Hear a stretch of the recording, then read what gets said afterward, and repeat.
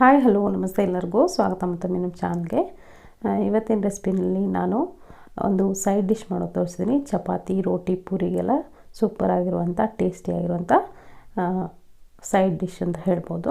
ಬನ್ನಿ ಹಾಗಿದ್ರೆ ಇದನ್ನು ಮಾಡೋದು ನೋಡೋಣ. ನಾನು ಒಂದು ಸೋಯಾಬೀನನ್ನು ಒಂದು ಕಪ್ ಅಷ್ಟು ತೊಗೊಂಡಿದ್ದೀನಿ, ನೋಡ್ತಿರ್ಬೋದು. ಇದಕ್ಕೆ ಸ್ವಲ್ಪ ಉಪ್ಪನ್ನು ಹಾಕ್ಕೊಂಡು ಸ್ವಲ್ಪ ಬಿಸಿ ನೀರನ್ನು ಇದ್ರ ಮೇಲ್ಗಡೆ ಹಾಕ್ಕೊಳ್ತೀನಿ. ಇದೆಲ್ಲ ಮುಳುಗುವಷ್ಟು ನೀರು ಹಾಕಿದ್ರೆ ಸಾಕಾಗತ್ತೆ. ಅಂದರೆ ಇದನ್ನು ಮೊದಲಿಗೆ ಈ ಥರ ನೆನೆಸಿಟ್ರೆ ಚೆನ್ನಾಗಿ ನೆನೆದಿರುತ್ತೆ, ಅವಾಗ ಸಾಫ್ಟಾಗಿ ಆಗುತ್ತೆ ಸೋಯಾಬೀನು. ಇವಾಗ ಒಂದು 15 ನಿಮಿಷ ಇದನ್ನು ನೆನೆಸಿಡೋಣ. ಇವಾಗ ಮಿಕ್ಸರ್ ಜಾರಲ್ಲಿ ಮಸಾಲೆ ರುಬ್ಕೊಳ್ಳೋಣ. ಒಂದು ಏಲಕ್ಕಿ ತೊಗೊಂಡಿದ್ದೀನಿ, ಒಂದು 3 ರಿಂದ 4 ಲವಂಗ, ಒಂದು ಅರ್ಧ ಟೀ ಸ್ಪೂನಷ್ಟು ಸೋಂಪು, ಹಾಗೆ ಜೀರಿಗೆ, 2 ಗೋಡಂಬಿ, ಹಾಗೆ 1 ಇಂಚಿನಷ್ಟು ಚಕ್ಕೆ ಹಾಕ್ಕೊಂಡಿದ್ದೀನಿ. ಇಷ್ಟು ಸಾಕಾಗುತ್ತೆ ಮಸಾಲೆಗೆ. ಹಾಗೆಯೇ ಒಂದು ಮೀಡಿಯಮ್ ಸೈಜ್ ಟೊಮೆಟೊನ ಹಾಕ್ಕೊಂಡಿದ್ದೀನಿ, ಹಾಗೆ ಚಿಕ್ಕದಾಗಿರುವಂಥ ಟೊಮೆಟೊ ಕೂಡ ಹಾಕ್ಕೊಂಡಿದ್ದೀನಿ. ಒಂದು ಮೀಡಿಯಮ್ ಸೈಜ್ ಈರುಳ್ಳಿ ಕೂಡ ಹಾಕಿದ್ದೀನಿ. 1-2 ಟೇಬಲ್ ಸ್ಪೂನಷ್ಟು ತೆಂಗಿನಕಾಯಿ ಕೂಡ ಹಾಕ್ಕೊಂಡಿದ್ದೀನಿ. ಇದನ್ನು ನುಣ್ಣಗೆ ರುಬ್ಕೊಂಡು ಬರೋಣ. ಇವಾಗ ನೋಡ್ತಿರೋದು ಇಷ್ಟು ನುಣ್ಣಗೆ ನಾನಿಲ್ಲಿ ಇದನ್ನು ರುಬ್ಕೊಂಡು ಬಂದಿದ್ದೀನಿ. ಇವಾಗ ಮಾಡೋದು ನೋಡೋಣ. ನಾನು ಒಂದು ಪಾತ್ರೆಯಲ್ಲಿ ಒಂದು 2 ಟೇಬಲ್ ಸ್ಪೂನ್ ಆಗುವಷ್ಟು ಎಣ್ಣೆಯನ್ನು ಹಾಕ್ಕೊಂಡು ಬಿಸಿ ಮಾಡ್ಕೊಳ್ತೀನಿ. ನೀವು ಬೇಕಿದ್ರೆ ಬೆಣ್ಣೆ ಹಾಕ್ಕೊಂಡು ಮಾಡ್ಕೊಳ್ಬೋದು, ಫ್ಲೇವರ್ ಹಾಗೆ ಟೇಸ್ಟ್ ಚೆನ್ನಾಗಿ ಬರುತ್ತೆ. ಒಂದು ಮೀಡಿಯಮ್ ಸೈಜ್ ಈರುಳ್ಳಿನ ಉದ್ದದಾಗಿ ಕಟ್ ಮಾಡ್ಕೊಂಡು ಹಾಕ್ಕೊಂಡಿದ್ದೀನಿ. ಇದಕ್ಕೆ 1 ಸ್ಪೂನಷ್ಟು ಶುಂಠಿ ಬೆಳ್ಳುಳ್ಳಿ ಪೇಸ್ಟ್ ಕೂಡ ಹಾಕ್ಕೊಂಡು ಹಸಿ ವಾಸನೆ ಹೋಗೋವರೆಗೂ ಚೆನ್ನಾಗಿ ಫ್ರೈ ಮಾಡ್ಕೊಳ್ಳಿ. ಈರುಳ್ಳಿ ಕೂಡ ಪೂರ್ತಿಯಾಗಿ ಕೆಂಪಗಾಗೋಬೇಕು.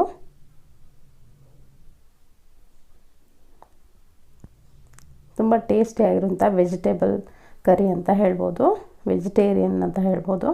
ನಾನ್ ವೆಜ್ ಥರ ಟೇಸ್ಟ್ ಕೊಡುತ್ತೆ ನಿಮಗೆ. ಇದಕ್ಕೆ ಇವಾಗ ಮಸಾಲೆ ಸೇರಿಸ್ಕೊಳ್ಳೋಣ. 1-2 ಟೇಬಲ್ ಸ್ಪೂನಷ್ಟು ಅಚ್ಕಾರದ ಪುಡಿ ಹಾಕ್ಕೊಳ್ತಾ ಇದ್ದೀನಿ. ಹಾಗೆಯೇ 1 ಸ್ಪೂನ್ ಆಗುವಷ್ಟು ಧನಿಯಾ ಪೌಡ್ರ್, ಹಾಗೆ 1 ಸ್ಪೂನು ಗರಂ ಮಸಾಲ ಕೂಡ ಹಾಕ್ಕೊಂಡಿದ್ದೀನಿ. ಇಷ್ಟೇ ಸಾಕು ಇದಕ್ಕೆ ಮಸಾಲೆ. ನಾವು ಮಸಾಲೆ ರುಬ್ಬಿರೋದ್ರಿಂದ ಇಷ್ಟು ಮಸಾಲೆ ಸಾಕಾಗುತ್ತೆ. ಸ್ವಲ್ಪ ಅರಿಶಿನ ಪುಡಿ ಕೂಡ ಹಾಕ್ಕೊಳ್ಬೋದು ಕಲರ್ಗೋಸ್ಕರ. ಮಸಾಲೆನ ಚೆನ್ನಾಗಿ ಮೀಡಿಯಮ್ ಫ್ಲೇಮ್ ಇಟ್ಕೊಂಡು ಎಣ್ಣೆಯಲ್ಲಿ ಹುರ್ಕೊಳ್ಳಿ ಈರುಳ್ಳಿ ಜೊತೆಗೆ. ಇವಾಗ ನೋಡ್ತಿರೋದು ಸ್ವಲ್ಪ ಹೊತ್ತು ಕೈ ಆಡಿಸ್ಮೇಲೆ ನಾವು ಆವಾಗಲೇ ರುಬ್ಬಿಟ್ಕೊಂಡಂಥ ಮಸಾಲೆ ಏನಿದೆ ಅದನ್ನು ಕೂಡ ಹಾಕ್ಕೊಂಡು ಲೋ ಫ್ಲೇಮ್ ಇಟ್ಕೊಂಡು ಸ್ವಲ್ಪ ಹೊತ್ತು ಮಸಾಲೆ ಎಲ್ಲ ಹೊಂದೋವರೆಗೂ ಮಿಕ್ಸ್ ಮಾಡ್ಕೊಳ್ಳಿ. ಮಿಕ್ಸ್ ಮಾಡಿಕೊಂಡು 1-2 ನಿಮಿಷ ಇದನ್ನು ಕೂಡ ಹುರಿರಿ. ಈ ಥರ ಹಸಿ ಮಸಾಲೆ ನಾವು ರುಬ್ಬಿರೋದ್ರಿಂದ ಸ್ವಲ್ಪ ಹೊತ್ತು ಇದನ್ನು ಹುರಿಬೇಕಾಗತ್ತೆ.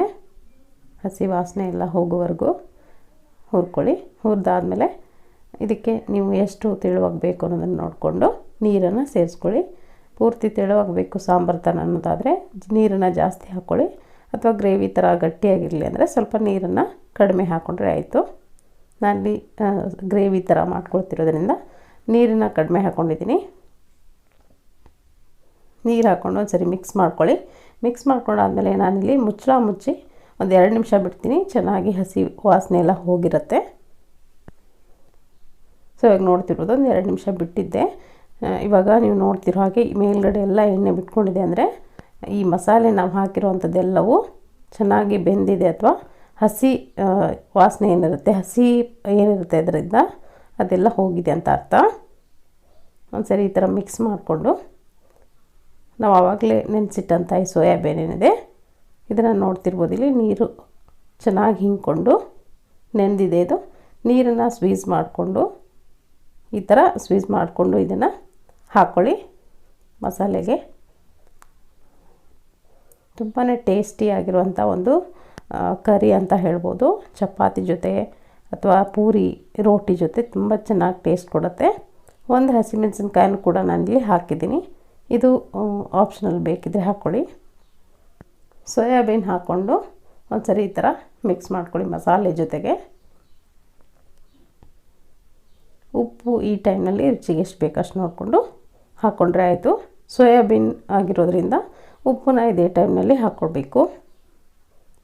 ಸ್ವಲ್ಪ ನೀರನ್ನು ಕೂಡ ಹಾಕ್ಕೊಂಡಿದ್ದೀನಿ ನಾನಿಲ್ಲಿ, ಹಾಗೆ ಕೊತ್ತಂಬರಿ ಸೊಪ್ಪು ಹಾಕ್ಕೊಂಡು ಒಂದು ಸರಿ ಮಿಕ್ಸ್ ಮಾಡಿಕೊಂಡು ಮುಚ್ಚಿ ಮತ್ತೆ 2 ನಿಮಿಷ ಬಿಟ್ಟರೆ ಸೋಯಾಬೀನ್ ಏನಿರುತ್ತೆ ಅದು ಮಸಾಲೆ ಎಲ್ಲ ಚೆನ್ನಾಗಿ ಎಳ್ಕೊಂಡು ತುಂಬ ಚೆನ್ನಾಗಿ ಟೇಸ್ಟಿಯಾಗಿರುತ್ತೆ ಆವಾಗ. ಇವಾಗ ನೋಡ್ತಿರ್ಬೋದು 2 ನಿಮಿಷ ಬಿಟ್ಟಿದ್ದೆ. ಮುಚ್ಚಳ ತೆಗೆದು ಒಂದು ಸರಿ ಈ ಥರ ಕ್ಲೀನಾಗಿ ಮಿಕ್ಸ್ ಮಾಡಿಕೊಂಡ್ರೆ ನಿಮಗೆ ಸೋಯಾಬೀನ್ ಕರಿ ರೆಡಿ ಆಗುತ್ತೆ.